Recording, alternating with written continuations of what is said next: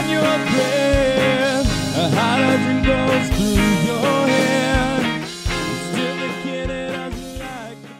Hey there YouTube, it's Kurt here, and today I want to talk about the Loudness War and what it means to remaster tracks nowadays. And essentially, there's a lot of videos out on YouTube today about this, but I want to talk about some of the finer details and my overall opinions about it. Now, nowadays, remastering something doesn't always necessarily mean you're making the track sound more clear or better. Sometimes it just means, making the shit as loud as freaking possible. And a lot of times that just means putting a hard limiter on something and compressing that sound so that the whole track is loud. And while there is some appeal there, what you're gonna end up with is just a record or a song that just doesn't have very many dynamics to it.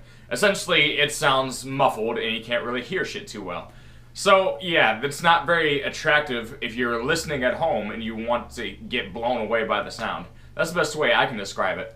Now, as far as compressing your whole track, that's not something my band really did. We didn't compress our whole tracks at all. And that's kind of, in a way, that's very good for the home listener because it really helps your experience. But at the same time, when we pitch our stuff to radio stations, when we have quieter intros, they tend not to stand out as much, and they could use a little bit of compression. So really, we kind of want to release two versions of everything, so to make everybody happy, kind of in a sense. But we're not going to make everybody happy, but we're going to try to do better. Now, here's the thing that really, I guess, kind of pisses me off, and is really just the most unfortunate thing about the whole thing, is that nowadays producers and even musicians, they are sacrificing so much sound quality for just something as small as 3 decibels of sound.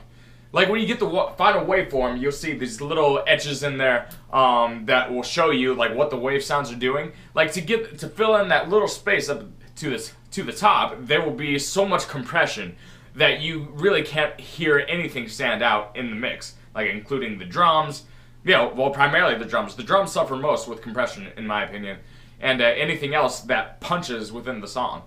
So that's essentially you can ruin a track by doing that. And, well, things are changing a little bit nowadays. A lot of things are moving over to streaming. And, really, I don't see the Loudness War necessarily dying. But I do see it maybe changing a little bit, because the way we're listening to things are changing. And you would be surprised, actually, who's given into the Loudness War. Obviously, everyone knows that the Chili Peppers, one of my favorite bands, but the producers that they have, well, I guess the people that they have master it, they always turn it to shit after they're done with it. And another band, the Black Keys, heavy compression. I didn't even listen to that much of their stuff till recently, but one thing I noticed is that their tracks are just so consistently loud. And when you're trying to have a full experience as a listener, and everything's just constantly loud, it kind of makes you not want to sit down and listen to the whole record. So while that can be good sometimes for getting your songs noticed and getting them played, it's not always good for keeping people interested in the art form. And it's not always great for the art form itself in terms of its quality and the listening experience. With all these things in mind, like, I'm kind of a purist in some senses, but, like, there are some cool studio things, but I don't think you need that great of a studio presence or studio producers who make, $200,000 a year to make great music.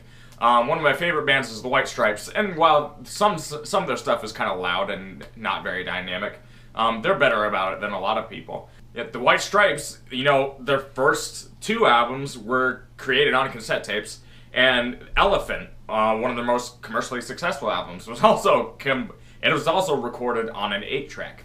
And that's really kind of awesome. Jack White recorded that shit in his studio. Like, who does that? But it's very listenable stuff. So if you're a younger band out there, like we are, I would say just don't get discouraged. Just make your art form, and just go from there.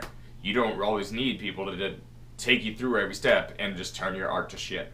So that's kind of my thoughts on the whole Loudness War and remastering. And don't feel the pressure all the time to make everything consistently loud. Because even if your song doesn't always stand out, sometimes it'll stand out just because it doesn't stand out, if that makes sense. it will stand out because it's not just loud shit going into people's ears all the time. And that's one thing you need to keep in mind. And as far as remastering, many producers are just throwing a limiter on, throwing some compression in, and calling something remastered. That is not remastered at all. It takes 2 seconds to do to each track, and it's not anything done by professionals at all whatsoever. So really, sometimes when you see a remastered album, it's just bullshit. Don't really fall for it. Maybe it's on some older albums, like Led Zeppelin albums. I think people say they're mastered really well. But, yeah, they can be good. But anyway, if you like this video, give me a like. That's all I got for today. If you like musical stuff and guitars, give me a subscribe. Check out my band if you want to. But that's enough self-promotion for today. So I really appreciate the view, guys. So, peace. A cigarette is on your breath. A hydrogen goes through